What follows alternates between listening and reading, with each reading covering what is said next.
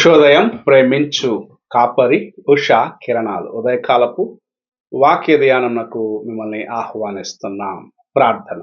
మా స్తుతులకు కారణభూతుడు ఉన్న గొప్ప దేవ, ఈ ఉదయకాల సమయంన నీ వాక్యము చేత మాతో మాట్లాడము తండ్రి. నీ వాక్యం వినగలిగిన చెవిని, గ్రహించుకునే హృదయమును మాకు అనుగ్రహించి నడిపించమని ఈ ఉదయకాలమున నాతోను మా ఒక్కొక్కరితోనూ నీ మెల్లని స్వరము ద్వారా మాట్లాడమని యేసు పరిశుద్ధ నామమున అడిగి వేడుకుంటున్నాను పరమ తండ్రి, ఆమేన్.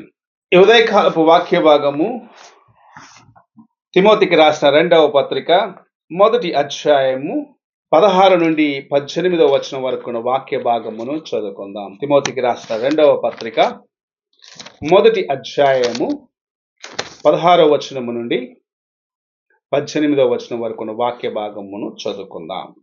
ప్రభువు ఒనేసిఫోరు ఇంటివారి యందు కనికరము చూపునుగాక. అతడు రోమాకు వచ్చినప్పుడు నా సంఖ్యలను గూర్చి సిగ్గుపడక శ్రద్ధగా నన్ను వెతికి కనుగొని అనేక పర్యాయములు ఆదరించును. మరియు అతడు ఎఫెసులో ఎంతగా ఉపచారము చేసును అది నీవు బాగుగా ఎరుగుదువు. ఆ దినమునందు అతడు ప్రభువు వలన కనికరము పొందినట్లు ప్రభు అనుగ్రహించునుగాక.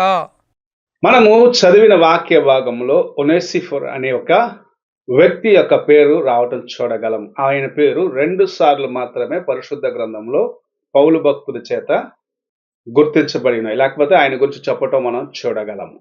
ఒనేసిఫోర్ చేసిన కార్యం ఏమిటంటే, పౌలుతో పాటు ఉన్న అనేకులు ఆయనను విడిచిపెట్టి ఆయన చెరలో ఉన్నప్పుడు, బంధకములో ఉన్నప్పుడు దూరముగా వెళ్ళిపోయినారు. కానీ అనేక మార్లు చెరలో ఉన్న పౌలు భక్తుని వెతుక్కుంటూ వెళ్ళి ఆయనకు ఆదరణగా ఉన్నవాడిగా ఒనేసిఫోర్ గురించి చెప్పబడటం చూడగలము. మన జీవితంలో ప్రభు మనకు గుర్తు చేస్తున్న కార్యం ఇది. అనేక సార్లు దేవుని యొక్క నామమును బట్టి దేవుని యొక్క కార్యములు చేసేవారు ఇబ్బందుల పాలుగా ఉన్నప్పుడు వారిని మనం ఎలాగూ వారికి సమీపిస్తున్నాము, ఎలాగూ వారికి సహాయము చేయగలుగుతున్నాము అన్నదాన్ని బట్టే మన యొక్క విశ్వాస జీవితము గుర్తించబడుచు ఉన్నది. దేవుని కోసము త్యాగము చేయగలిగిన వారిగా నీవు నేను ఉన్న ఎడల, కష్టములో దేవుని యొక్క బిడ్డలతో పాటు నిలబడగలిగిన వారిగా, దేవుని యొక్క మార్గంలో నిలబడగలిగిన వారిగా నీవు నేను ఉన్న ఎడల నిజముగా ఆయన యొక్క కుమారులుగా కుమార్తెలుగా గుర్తించబడదు. ఇక్కడ పౌలుతో పాటు ఉన్న అనేకులు, ఆయనతో నడిచిన వారు, కొంతమంది ఆయనతో పరిచర్యలో ఉన్నవారు, ఆయన ఎప్పుడైతే చెరలోకి వెళ్ళినారో వారు ఆయనను విడిచిపెట్టి దూరముగా వెళ్ళిపోయినారు. అయితే ఒనేసిఫోర్ ఆయనతో పాటు నడిచేదానికి ఇష్టపడ్డాడు. శ్రమలో ఉన్న భక్తుని వెళ్ళి, అనగా పౌలు భక్తుని వెళ్ళి కలిసేదానికి ఆశ కలిగి ఉన్నాడు. ఆయనకు ఆదరణగా ఉండాలి, ఆయన్ని బలపరచాలి అన్న మనస్సు కలిగి ఉండటం మనం చూస్తూ ఉన్నాం. కష్టములో ఉన్న వారిని, ఇబ్బందుల్లో ఉన్న వారిని ఆదరించేది ప్రభువు మనకు నేర్పించిన కార్యముగా ఉన్నది. అయితే మనము అలా చేయలేని ఎడల మనము నిజముగా దేవుని యొక్క ప్రేమను మన జీవితంలో కలిగి ఉండలేదు అని దేవుని యొక్క వాక్యము హెచ్చరిస్తూ ఉన్నది.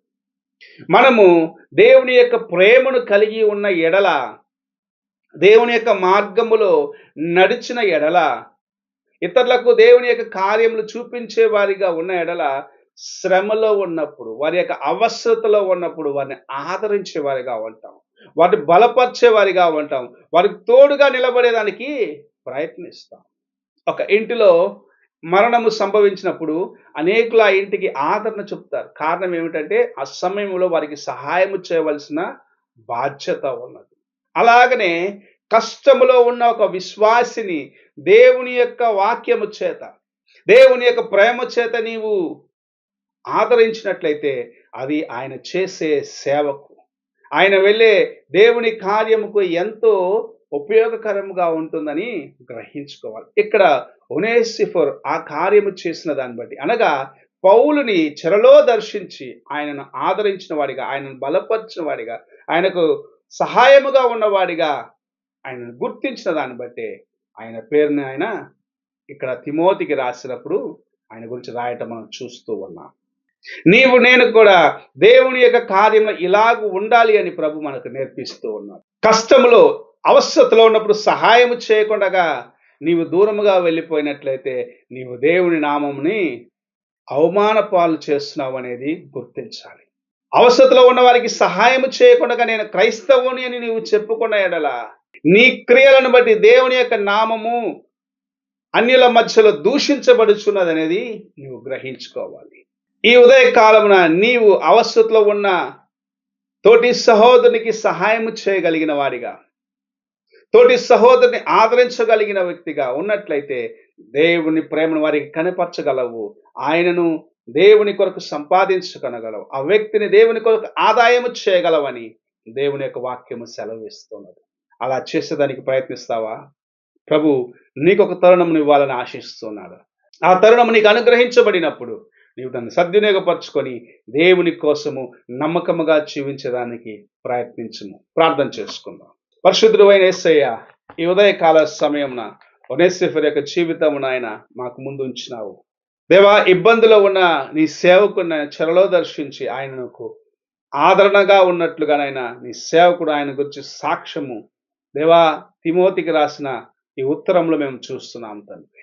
మేము కూడా నాయన అనేకులకు అలాంటి సహకారులుగా ఉన్నట్లుగా అవస్థలో ఉన్న నీ ప్రజలకు నాయన తోడుగా ఉండుటకు మాకు నేర్పించమని, మా బలహీనతలన్నిటిని చక్కపరచుకొని నీకోసం నిలబడే కృపను దయచేయమని యేసు పరిశుద్ధ నామమున అడిగి వేడుకుంటున్నాను పరమ తండ్రి.